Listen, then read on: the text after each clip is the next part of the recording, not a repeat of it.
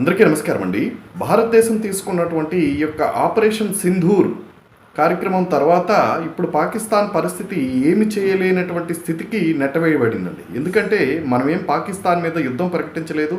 అలాగే పాకిస్తాన్ పౌరులకు కానీ లేదా పాకిస్తాన్ సైన్యానికి కానీ ఎటువంటి హాని తలపెట్టే కార్యక్రమాలు మనం చేయటం లేదు. కేవలం పాకిస్తాన్లో ఉన్నటువంటి ఈ యొక్క ఉగ్రవాద స్థావరాలను మాత్రమే టార్గెట్ చేసుకొని ముందుకు వెళ్ళటం జరుగుతుంది. దీనికి ప్రతిగా పాకిస్తాన్ కూడా ఈ యొక్క సరిహద్దు వెంబడి విపరీతంగా కాల్పుల విరమణ ఒప్పందాన్ని తూట్లు పొడుస్తూ విపరీతంగా విచక్షణ రహితంగా కాల్పులు చేయడం జరుగుతుంది. దీనివల్ల మన సైనికులేమీ ప్రమాదానికి పొంచి లేకపోయినప్పటికీ కూడా ధీటుగా మన సైనికులు కూడా ప్రతిస్పందిస్తున్నటువంటి తీరు అమోఘం అండి. మనమేం యుద్ధం అంటే భయపడిపోవటం లేదు. పాకిస్తాన్కి ఆ పరిస్థితి ఉంది.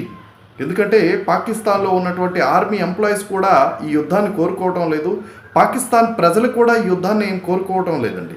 కానీ ఈ తీవ్రవాదం వల్ల, ఈ ఉగ్రవాద చర్యల వల్ల పాకిస్తాన్ కూడా చాలా ఇబ్బంది పడుతుంది. భారతదేశం ఎక్కువ నష్టపోతుంది. కాబట్టి ఈ యొక్క ఉగ్రవాద స్థావరాలను ఏరివేసే కార్యక్రమం మాత్రం విజయవంతంగా భారత్ తలపెట్టింది.